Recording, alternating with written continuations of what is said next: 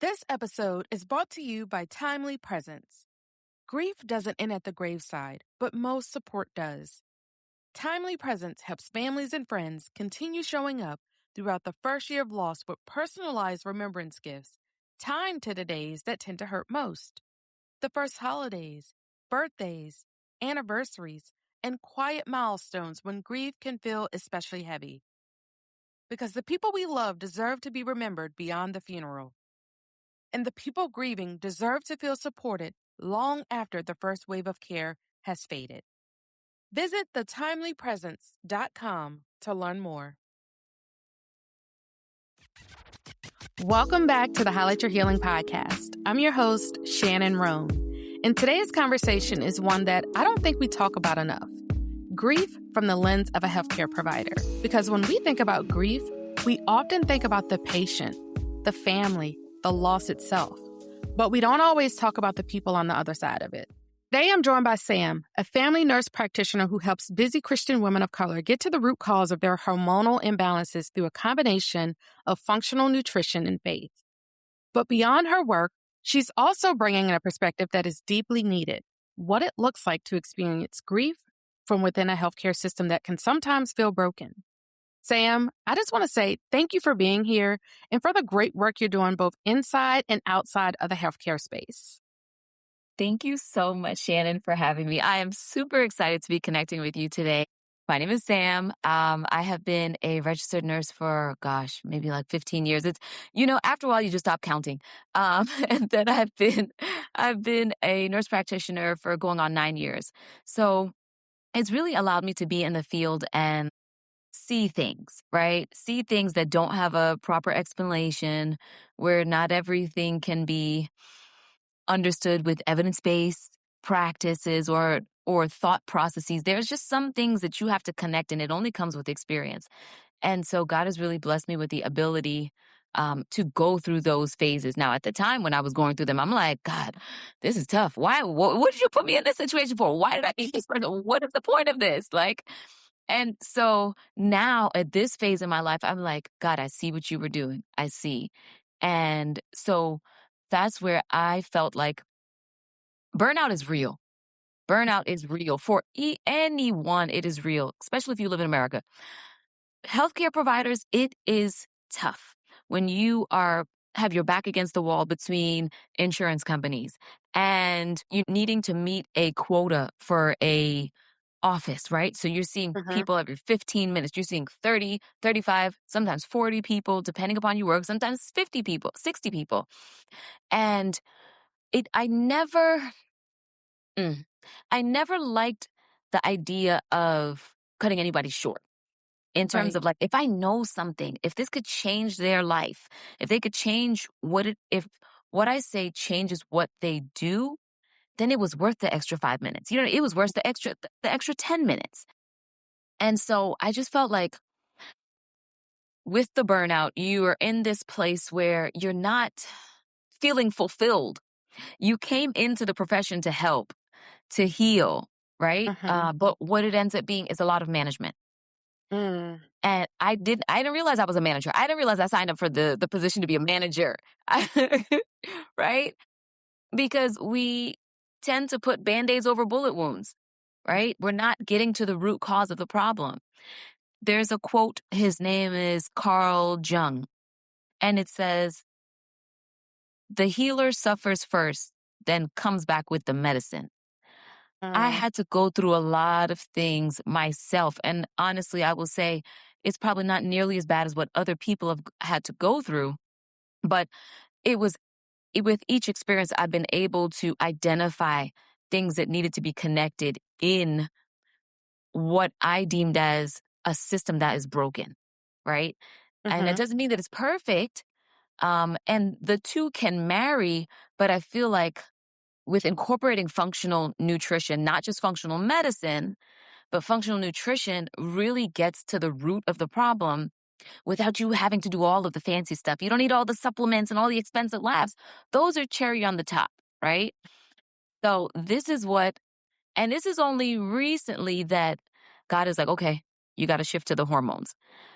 I was just focusing on gut health because if you address gut health, everything else will start to fall in line. But the more I started connecting with other women and having more clients, I realized, okay, no, I need to focus more on this hormonal health. Still incorporate the gut health, but the hormonal health is really important. And I will say this, and then I'm gonna let you talk.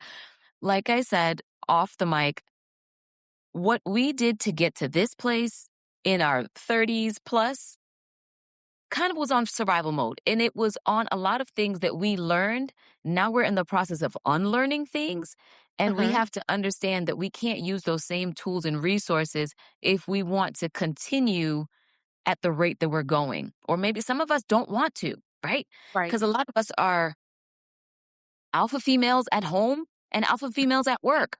It's leading to a lot of burnout. It's leading to a lot of women, especially Black women, who are now being diagnosed with ADHD and fibromyalgia. This is fibromyalgia month.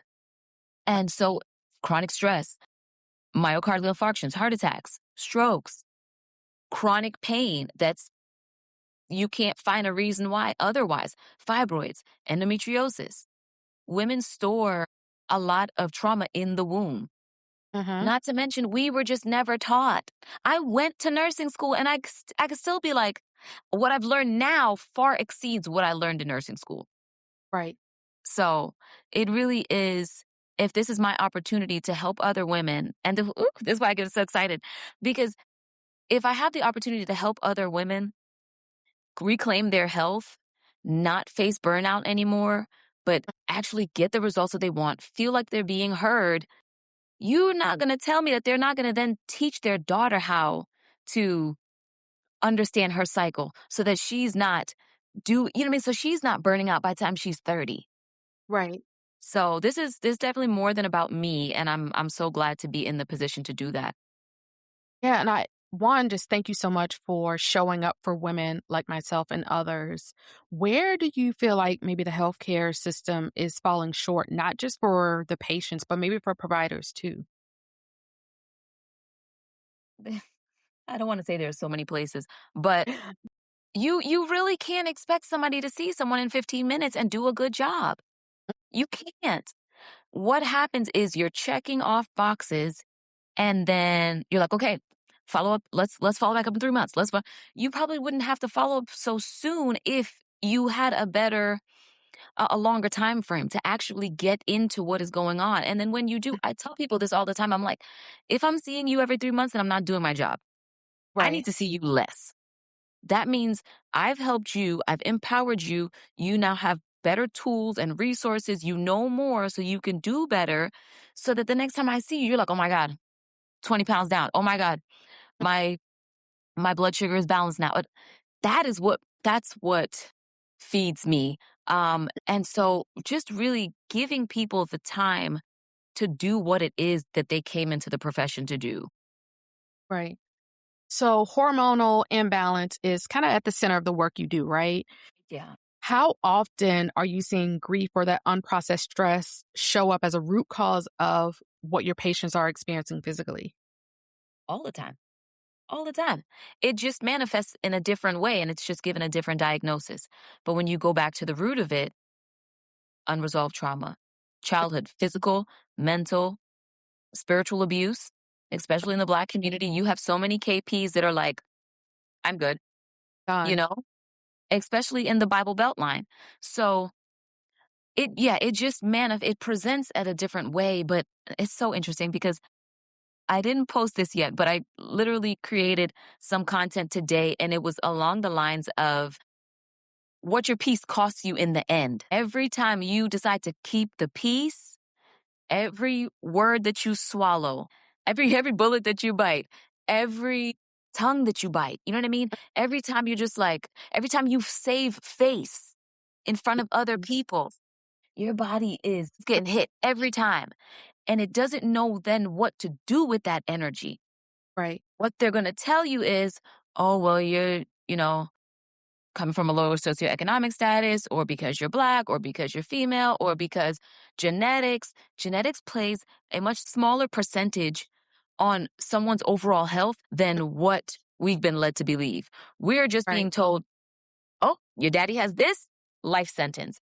And I I stop my patients all the time when they want to tell me about their blood pressure or their diabetes, and they're like, "Well, I knew I was gonna get." You could stop right there because your genes. Everyone has the same genes, right? Right. Spoiler alert: everybody has cancer genes. It's Mm-hmm. what you do that triggers the cancer genes. Mm, Same thing with these other conditions. It's what you do, what you're eating, your relationships. Do you have meaningful relationships? Do you have healthy outlets? Or are you alone? Are you um, withdrawn? Do you have issues with depression? What is your gut health like? These are all of the mhm. things that no one is going to sit in a 15-minute and discuss with somebody. Right. So that 15 minutes, most of the time we show up to the doctor, we don't know even know what questions to ask. That, they're asking the most basic questions. And for me, just a personal experience, I just found, and I'm not a doctor, so I'm not saying this is what actually happened, but in my own grief journey, I noticed things started spiking up or different health related things started to spike in the midst of grief. Hmm. And I don't know if that's cortisol. Listen, I'm not a doctor, so I'm not saying that's exactly what it was, but I just noticed that there were things that I didn't know that was happening to my body while I was going through my own grief journey, and those things started to pop up. Is there anything you can talk about around that with stress and grief and then other health related things that can be tied to that? Yeah. So in terms of in terms of grief, I feel like it's so multidimensional, right? Because someone may grieve differently than the next person. Right. Some people grieve for years, or some people don't even start the grieving process because they haven't stopped. They're just Mhm. like, I just got to keep going. I just got to keep going. That's your way of coping, but you're still not actually addressing it. Either way, either ends of the spectrum, I feel like if it's not a healthy way and a healthy release, and then you find a way to, I don't want to say go on, but if you don't find a healthy way to incorporate that into your life, then either side, you're going to be imbalanced.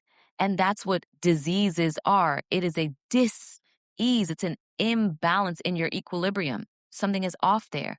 And so how that shows up, we could talk about PCOS and Mhm. fibroids and endometriosis. We know that all of those conditions are estrogen dominant, where you Mhm. have excess estrogen.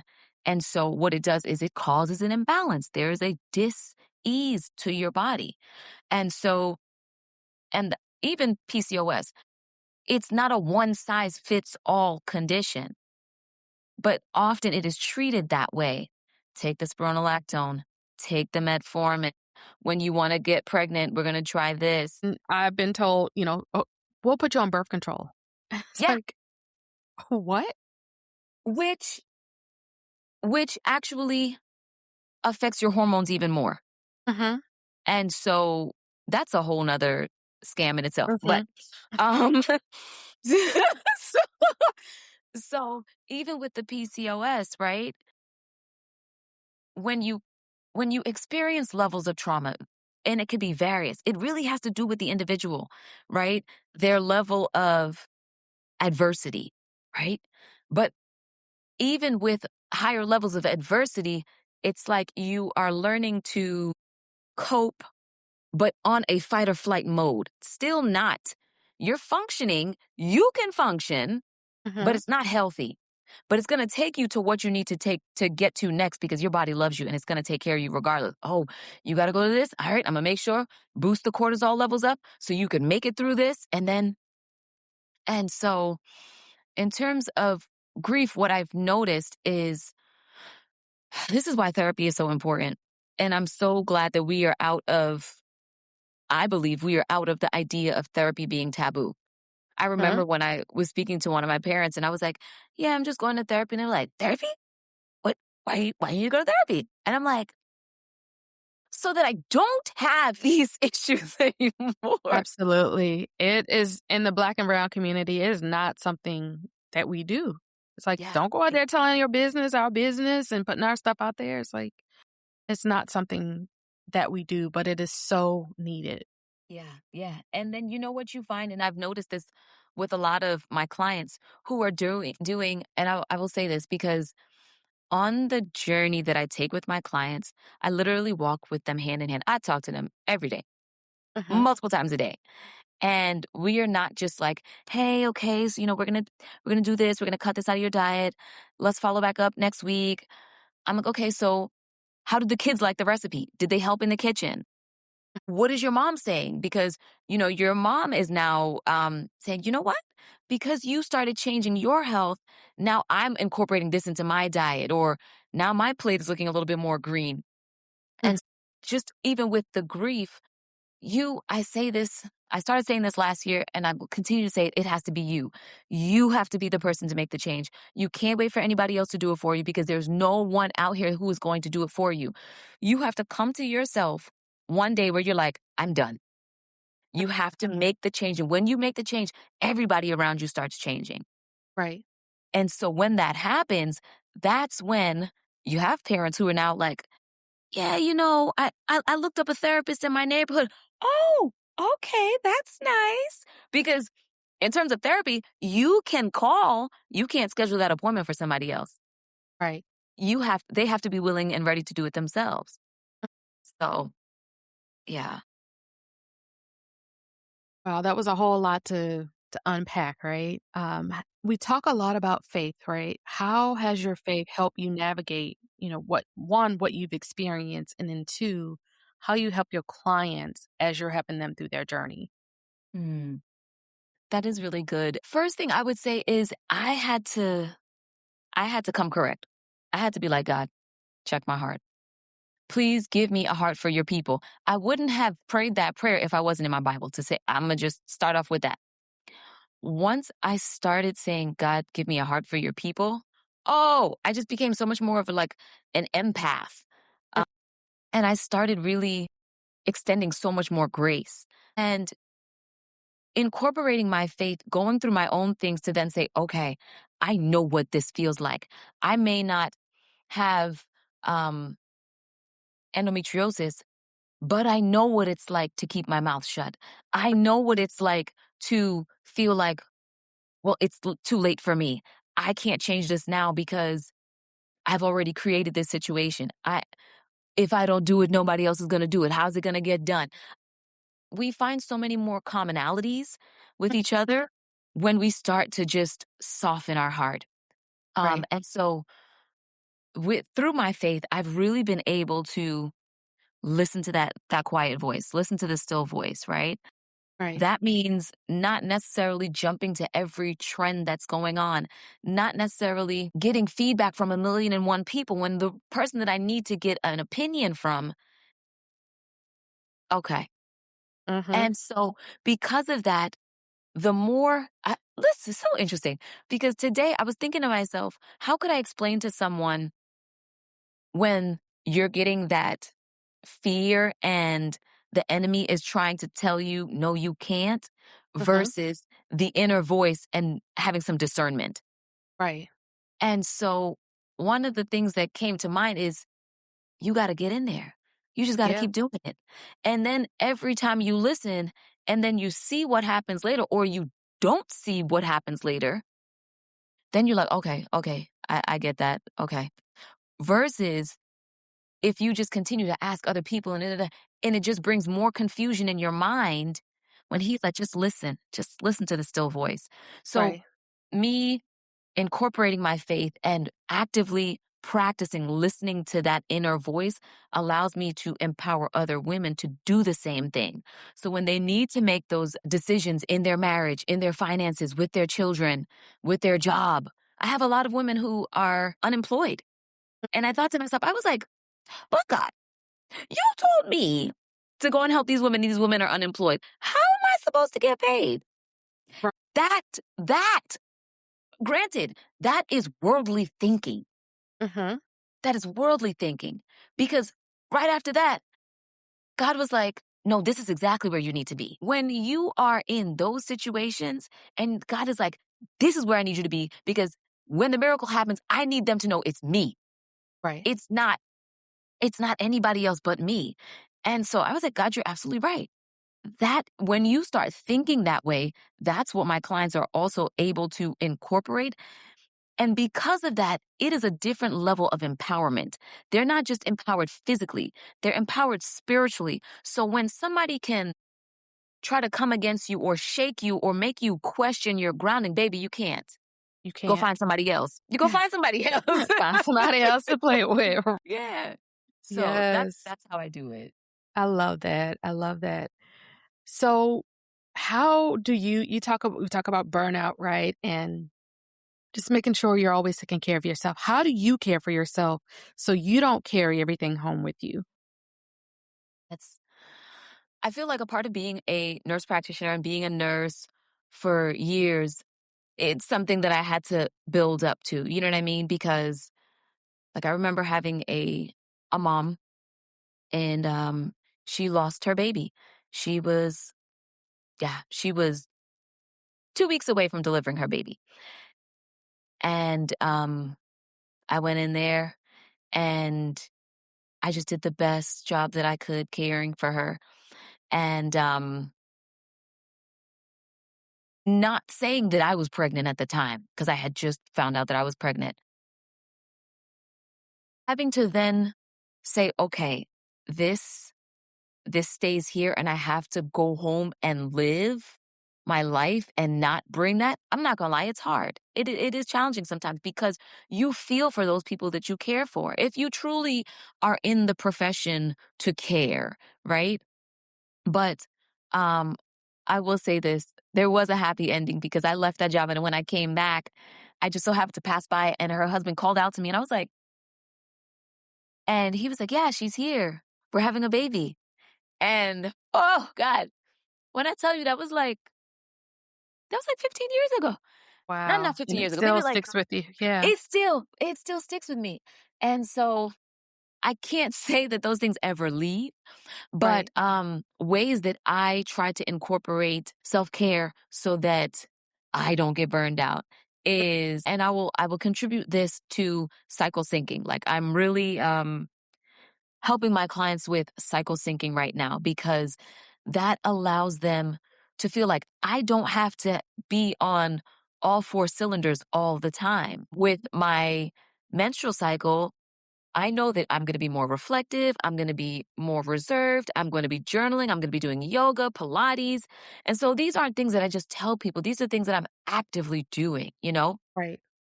versus when you are in your, um, your follicular phase, your spring phase, you're getting a little bit more energy. You're like, okay, I'm feeling myself a little bit again. That is the Mm-hmm. time when you start like preparing, start doing things that are creative. And so I use my cycle every month. And I identify the things that I naturally am gravitating to. And I will tell you, I use an app, the Lively app. First of all, I stopped using apps like years ago because I was like, all the stuff with sharing people's Mm-hmm. information about that. And I was just like, ugh. I was real cautious about purchasing this one. But one of my instructors recommended it. And I trust her. So I was like, you know what? Let me Mm-hmm. try this and see. The things that I was doing when I actually opened up the app and I started, playing around with it and seeing what they were recommending, I was doing those things. I was doing the journaling. I was isolating myself. I was going for a walk. I was eating dark chocolate. I was eating chickpeas. Those are the things that I want my clients to be able to do because I know that it's feasible because I do it, because other Mm-hmm. women do it.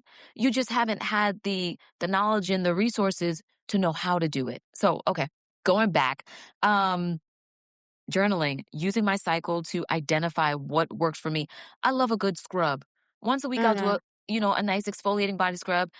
My nails are not painted right now, but I would get back into, painting the nails, and just spending time with myself. I'm like, hey, told my husband, I'm like, I need a good 30 minutes.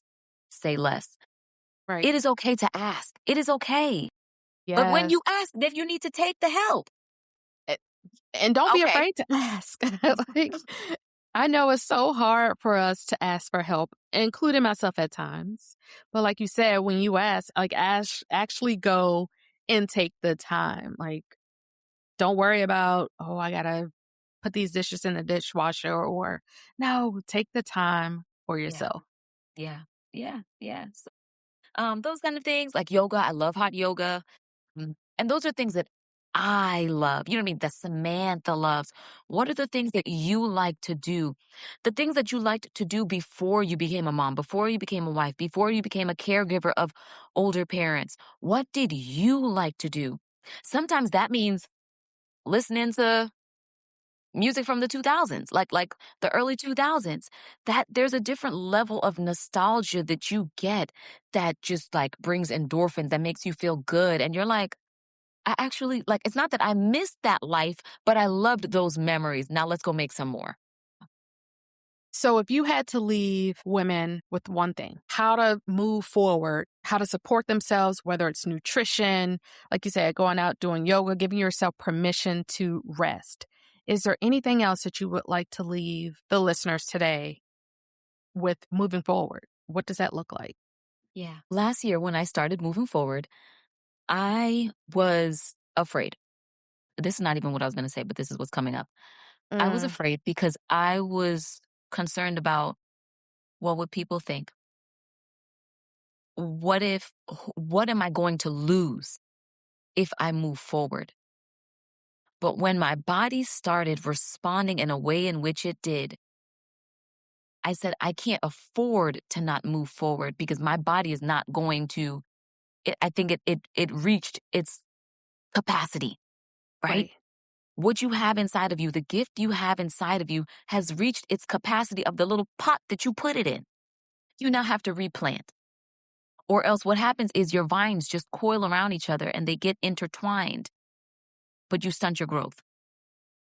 And as a mother and a wife, that makes me also think, well, what example would I be leaving? Right? Did I want my kids to play it safe? No, I don't think so. So one thing is start with you. Just start with you. Two, take small intentional steps. That is what I tell my clients. Take small intentional steps because when you create momentum, you will create the compound effect. But if you start, stop, you're not going anywhere fast. You have to build momentum with small intentional steps. And for me, what that looked like was, what do you have in your house? mm, It wasn't, okay, because we love to say, I just need something to pick me up. Like I just need a fresh start. But then we equate the what we need with physical things. You know what I mean? Or spending money to then give an instant gratification. But when we need the momentum to continue going, we don't have it because it wasn't on solid ground, right? And so I started just dealing with whatever I had in my house. That meant if my husband had some weights or if he had something, I was using that. Or I would just do the stairs. Or I have herbs, okay? So I'm going to make sure that I'm drinking my herbs. I would make sure if I say that I want a soft life redefined because I love to talk about that. Um the reason why I say that is because not everybody's going to marry an Italian man. That's not my life, right? So if that's not my life, as per social media, am I not enough? So mm, I said, what can I do to redefine what I want my life to look like instead of me being upset about things not going the way that I want them to go? So I had to start with what was in my house. That meant we were putting things in order. Last year I started the work. This year I said we're doing organization, clean up house, clean up house. If we want more, then we need to take care of what we have. Same thing with our bodies. If we want more, if we want to produce more, if we want more clients, if we want more opportunities, if we want a better job, what are you doing here with what it is that you've been given so that you can get more? So, small intentional steps, work with what you have, clean up your pantry, and use the Yuka app. I love the Yuka app. Um, there are tons of different apps out there, but you scan it, you scan like a product, the label, and then it identifies what works. Like it gives you like a B, C, D, and F rating based upon the nutritional facts. And then it gives you healthier options. So for some people, they just need the accountability, right? So once you see it, you're like, I don't know. So those are some ways. I love that. And we're going to need the links to those apps. But I love what you said. Start with what's in your house. Thank you so much, Sam, for bringing such a unique perspective that so many women don't get to hear often. So before we close, can you share with our listeners where they can connect with you and learn more about the amazing work you're doing? Hey, this is this is always the part where I'm like, eek. Which is funny. It's funny and it's not at the same time because we always want to, withdraw when we're talking about ourselves. But I mean, I'm on TikTok, and TikTok is where it's at for my people. Most of my people are on TikTok. It's Wellness Evolving Health Coaching. It's the same thing for Instagram. I am on Threads, and I love a good little chit chat. That's how we connected. Um, and so I did start a school app community because I have I have it in my purse. Hold on. I have a journal that I created. It's called the Faith and Food Journal. So something was just like, I really, really want to do something for the people that have purchased the book. And so I created this community. Today is day 31 of the 60-day Faith and Food Challenge, where I'm essentially walking women through healthier eating, health tips that you just don't get from your provider. So that's where you can also find me on the school app. And today is actually our liquid fast. It's their first time doing a liquid fast. And yeah, it's exciting. It's exciting. So those are some places you can find me. I am doing hormonal clarity calls. So it's like a one-on-one consultation to identify your symptoms, your cycle, and then identifying what your body needs from you in this season, because it will always change. But yes, thank you so much, Shannon, for your time. I appreciate it. And thank you for allowing me to pour into your community. No, thank you so much for being here. And if you all want to connect with Sam, all of her information will be in the show notes. And if this episode resonated with you, do me a favor, share it. Send it to a friend, a family member, somebody in your circle who needs to hear that healing and purpose are still possible for them. And don't forget to subscribe so you never miss an episode, because trust me, we have more incredible guests and conversations coming your way. And if you haven't already, like and leave us a review. It helps more women find this show and join this community. And until next time, keep highlighting your healing.